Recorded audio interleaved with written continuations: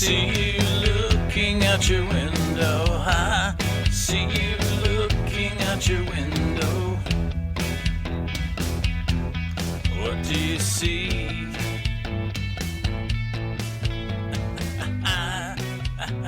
Wondering what you're thinking. Wondering what you're thinking. What can it be? Welcome back, everybody. My name is Darren. I am the professor, and my lovely wife, Kim, is over on the other side of these really spooky trees down here in the haunted graveyard cemetery in Apalach, Florida. So, had a few storms come through last night, had some riptide warnings, tornado warnings, high wind warnings. Still had a gorgeous day, so much better than the 30 degrees like we had back home in Wisconsin. So like I said, just wandering around the graveyard here, looking at some of the sites, and wow, sites there are. So some of these tombstones and markers go back to the early 1800s. Here we've got a later 1893.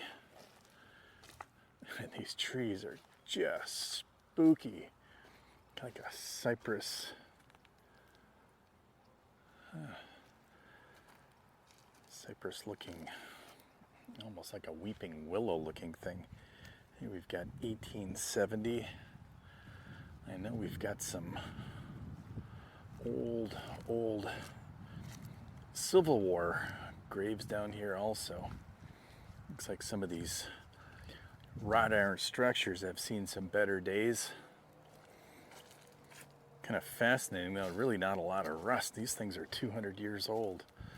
So here we've got the Alexander family crypt going back to 1882. Wow, a couple of babies, 1882, died in 1883. Then we've got Hendra, William Sinclair. And I can't get in these to do any type of rubbings. Died in 1874, born in 1812. And you just look at some of the ground here. The entire top of this crypt. It's like it's sank about 14 inches on the left-hand side. So, interesting stuff. And then we have these white markers, look like white marble. And these things almost look like brand new. And we've got this one over here. Another open vault. Looks like the top cover long since gone. And this one completely sank on the opposite direction. So interesting. So John Cannon. Looks like OSA. Second Corp. This one here died 1855, 1850. Yes, these are 150 some, 170 some years old, and boy, look like brand new.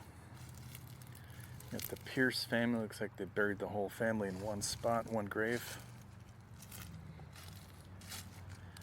And we have a chimney sitting right here in the middle. So interesting on that. Chimney fireplace in the cemetery. Fascinating. I think the really creepy ones are these ones that turned just black over time.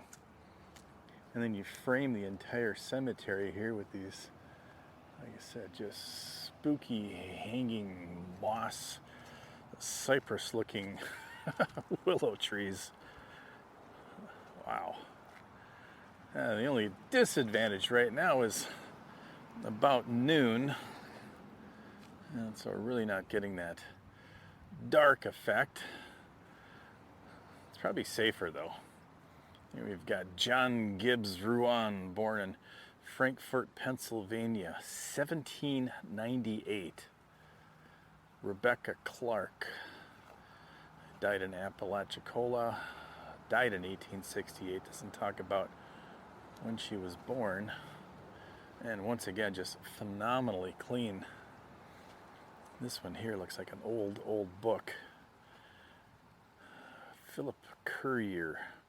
Looks like died in 1821 or 24. Here the top half split off of this one. Looks like they picked it up, cleaned it up, and just set it next to it, so that's kind of nice. Mary Curry, 1821. And this monstrosity looks like the Washington Monument.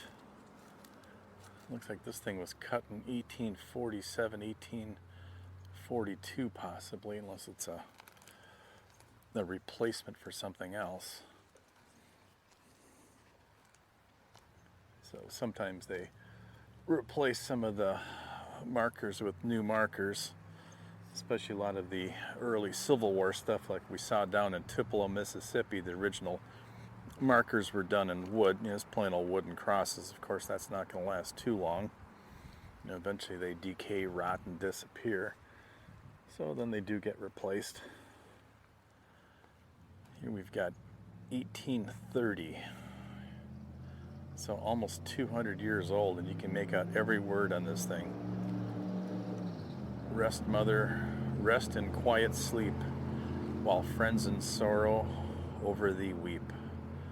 Directed by John P. Hoffman. 1830, year of our Lord.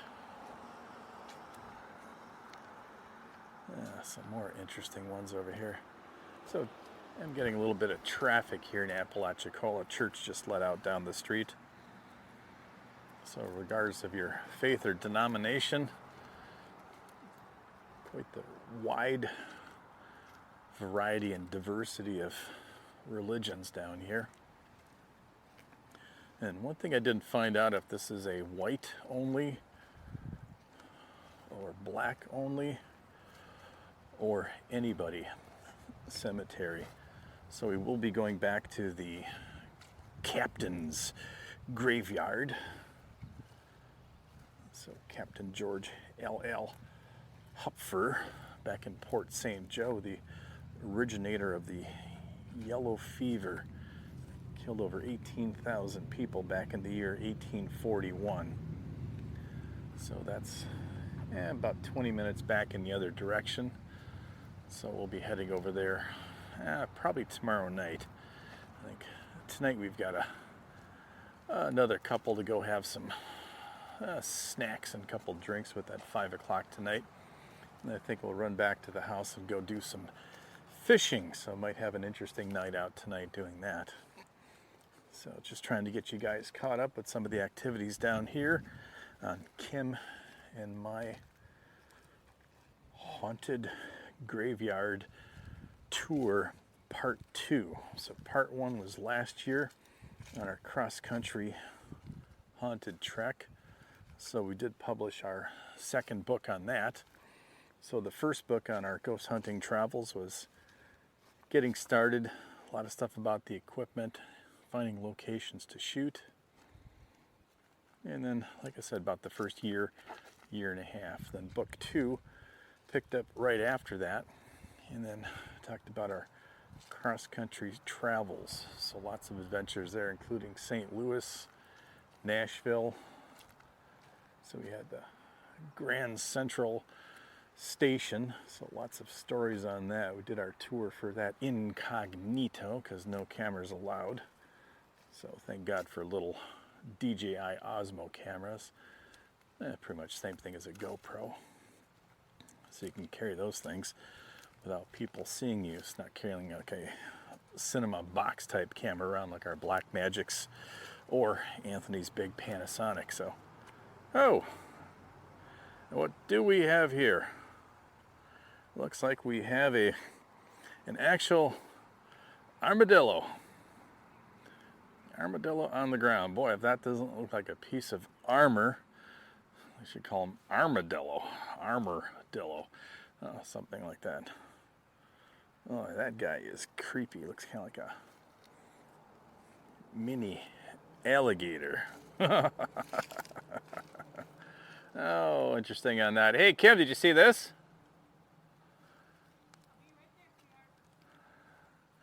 All right, so just waiting for Kim to get caught up to me here. So we've got some more Coopers and Mars. Robert Henry Marr, 1861, 1858, 1886, 1868 again. Oh, interesting. Mother, born in May 31st, 1868. Joseph, also born September 1868. So it must be brother and sister. Stop. That would be Kim's reaction. That'd be Kim's reaction to the armadillo. Is that alive? I'm not going to poke it to find out. All right, we're going to let you guys go here. We're going to get Kim mic'd up and do a double. So hope you guys enjoyed. And remember, it's always an adventure. Thanks, everybody.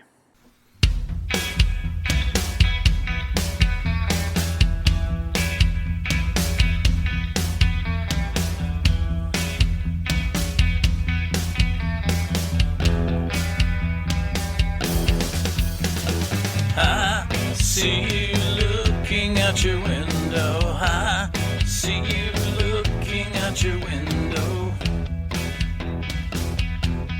What do you see?